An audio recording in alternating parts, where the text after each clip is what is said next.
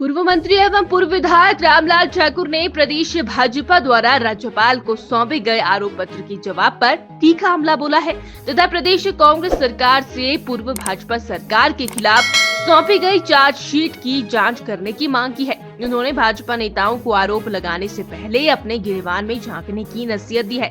भाजपा नेताओं को ये भी स्मरण रखनी चाहिए कि उनके तत्कालीन राष्ट्रीय अध्यक्ष बंगारू लक्ष्मण पर भ्रष्टाचार के आरोप लगे ही नहीं, साबित भी हो चुके हैं। ऐसे में भाजपा के लोगों को संयम रखने की आवश्यकता है। वो सोमवार को यहां पर पत्रकारों को संबोधित कर रहे थे। रामलाल ठाकुर ने कहा कि वर्तमान राष्ट्रीय अध्यक्ष और पूर्व भाजपा सरकार में स्वास्थ्य मंत्री रहते हुए जगत प्रकाश नड्डा पर भी भ्रष्टाचार करने के आरोप लगे थे, जिसमें 8 करोड़ रुपए के घोटाले में एक निदेशक जेल में रह चुका है। ऐसे में भाजपा के मुंह से भ्रष्टाचार के आरोप सही नहीं लगते। 11 तारीख को यहाँ पे राज्य स्तरीय कार्यक्रम हुआ था। मौजूदा सरकार की उपलब्धियों के बारे में कुछ कार्यक्रम शुरू किए गए थे यहाँ से, उनके बारे में जो है वो एक कार्यक्रम था। और उसी दिन भारतीय जनता पार्टी ने राज्यपाल महोदय को ये जो है ये ज्ञापन दिया। इसका नाम लिखा गया प्रदेश की वर्तमान कांग्रेस सरकार के 2 वर्ष के कार्यकाल के काले कारनामों का कच्चा चिट्ठा। मैं इसके ऊपर बोलना चाहता हूँ कि एक कच्चा चिट्ठा मैं इसके बारे में नहीं छेड़ना चाहता, क्योंकि इन्होंने अधिकारियों को भी लपेटा है, मुख्यमंत्री को भी लपेटा है, उनके रिश्तेदारों को भी लपेटा है, अधिकारियों को भी लपेटा है।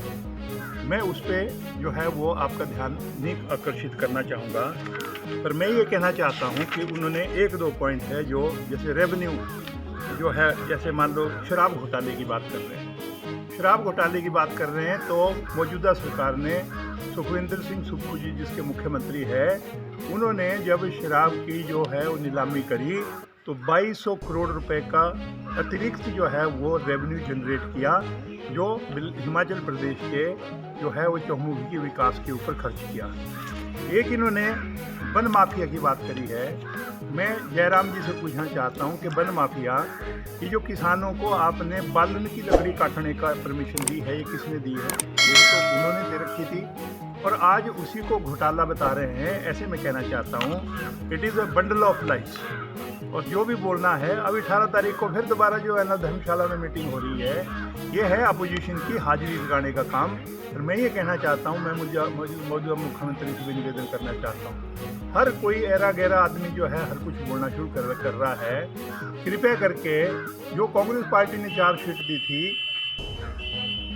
2022 में, चार्जशीट थी हमारी जो दी थी, उसमें जो है वो आईपीएच को पहले नंबर पर रखा गया था, जिसमें ये कहा गया कि 200 करोड़ रुपए के रेस्ट हाउस बने मुख्यमंत्री और आईपीएच मंत्री की कॉन्फ्रेंस में, और वो जल जीवन मिशन का पैसा उस तरफ को लगाया गया। मैं ये पूछना चाहता हूँ कि जिसमें 10 साल की पाइप भी एडवांस में खरीद ली गई, ठेकेदार पंजाब के थे। मैं ये कहना चाहता हूँ कि वो जो चार्जशीट कांग्रेस पार्टी ने दे रखी है उसकी इंक्वायरी मौजूदा सरकार क्यों नहीं करवा रही है? और मेरा निवेदन ये है, ये जो उल्टी सीधी बातें बोल रहे हैं, एक राणा उठ के आ गया, जो वुड विले का केस है वो सबको मालूम है कि उसमें क्या क्या हुआ था, क्या क्या लेन हुआ था, और क्या कहाँ पे सुंदरियाँ कहाँ से आ गई थी, फिर चेयरमैनशिप से आपको क्यों निकाला गया था। आज मैं कहना चाहता हूँ ऐसे इशू और जगत प्रकाश नड्डा का इशू सबको मालूम नहीं है। 8 करोड़ रुपए का घोटाला हुआ था स्वास्थ्य विभाग में। पंडित सुखराम जी उन दिनों दिल्ली में मिनिस्टर थे, इनके पास डिपार्टमेंट था। उन्होंने कहा कि केयर ऑफ सुपर बाजार न्यू दिल्ली कोई ऐसी खरीद नहीं हुई है। तो जगत प्रकाश नड्डा जी बता दें भी ये क्या हुआ है यहाँ पे। उनका अध्यक्ष सोलन से हैं, वही बता दें कि कारण क्या है कि आपने जब कोरोना बीमारी आई थी, खरीदें आपने करी, सेक्रेटेरिएट में हेरा फेरी हुई, आपका जो है ना उस समय जो है उस स्पीकरशिप भी चली गई, मंत्री जो स्वास्थ्य मंत्री भी बदले गए, जब नहीं थे तो क्यों बदले गए थे भाई? इन सब की इंक्वायरी होनी चाहिए, मैं कहना चाहता हूँ, ताकि दूध का दूध और जो है वो पानी का पानी अलग से हो जाए और लोगों को पता लगे कि कौन ईमानदार है कौन बेईमान है। किसको मालूम नहीं है कि यहाँ पे हिंदुस्तान के अंदर क्या हुआ? किसको मालूम नहीं है कि भारतीय जनता पार्टी जिसके अध्यक्ष जो है वो बंगारू लक्ष्मण थे, उनको सबके सामने पैसा लेते हुए पकड़ा गया था, उनको सजा भी हुई थी। आज वो भारतीय जनता पार्टी दूध से धुली हो गई।